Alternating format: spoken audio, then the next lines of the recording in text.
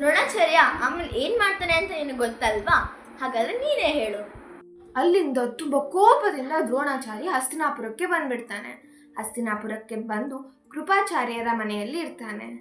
ಕೃಪಾಚಾರ್ಯರ ಮಕ್ಕಳಿಗೆ ಮತ್ತು ಅಶ್ವತ್ಥಾಮನಿಗೆ ವಿದ್ಯೆಗಳನ್ನು ಕಲಿಸ್ತಾ ಇರ್ತಾನೆ.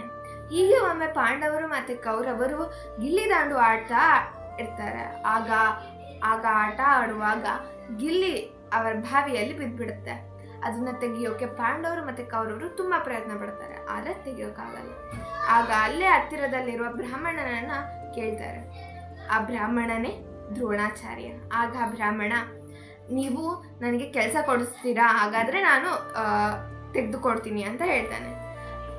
ಆಗ ದ್ರೋಣಾಚಾರ್ಯ ಹುಲ್ಲನ್ನು ಆರೋಸ್ ಥರ ಮಾಡಿ ಗಿಲ್ಲಿನ ಹೊರಗಡೆ ತೆಗಿತಾನೆ. ಅದನ್ನು ನೋಡಿ ಪಾಂಡವರು ಮತ್ತು ಕೌರವರು ಫುಲ್ ಶಾಕ್ ಆಗಿಬಿಡ್ತಾರೆ.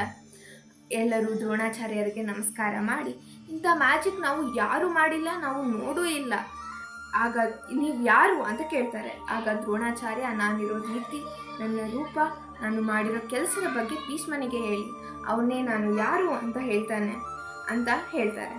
ಆಗ ಪಾಂಡವರು ಮತ್ತು ಕೌರವರು ಭೀಷ್ಮನ ಹತ್ರ ಹೋಗಿ ನಡೆದಿದ್ದೆಲ್ಲ ಹೇಳ್ತಾರೆ. ಆಗ ಭೀಷ್ಮನಿಗೆ ದ್ರೋಣಾಚಾರ್ಯ ಅಂತ ಗೊತ್ತಾಗುತ್ತೆ. ಆಗ ಭೀಷ್ಮ ದ್ರೋಣಾಚಾರ್ಯನ ಮೀಟಾಗಿ ಹಸ್ತಿನಾಪುರಕ್ಕೆ ಬರೋಕ್ಕೆ ಕಾರಣ ಏನು ಅಂತ ಕೇಳ್ತಾನೆ.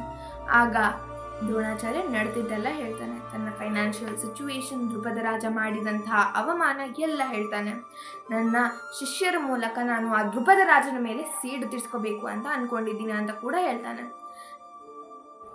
ಆಗ ಭೀಷ್ಮ ದ್ರೋಣಾಚಾರ್ಯರಿಗೆ, ನೀವು ಪಾಂಡವರು ಮತ್ತು ಕೌರವರಿಗೆ ಅಸ್ತ್ರವಿದ್ಯೆಗಳನ್ನು ಕಲಿಸುತ್ತಾ ಅದೇ ಆಶ್ರಮದಲ್ಲಿರಿ, ನಿಮಗೆ ಯಾವುದು ತೊಂದರೆ ಆಗದಂತೆ ನಾನು ನೋಡ್ಕೊತೀನಿ ಅಂತ. ನಂತರ ಭೀಷ್ಮ ಒಂದು ಒಳ್ಳೆಯ ದಿನ ನೋಡಿ ಪಾಂಡವರು ಮತ್ತು ಕೌರವರನ್ನ ಒಂದಷ್ಟು ದವಸ ಧಾನ್ಯಗಳನ್ನು ಹಾಗೆ ಒಂದು ಸುಂದರವಾದ ಆಶ್ರಮವನ್ನು ಕಟ್ಟಿಸಿ ಕೊಡ್ತಾರೆ. ಅಂದ್ರೆ ದ್ರೋಣಾಚಾರ್ಯರ ಎಲ್ಲ ಕಷ್ಟಗಳು ತೀರೋಯ್ತಾ?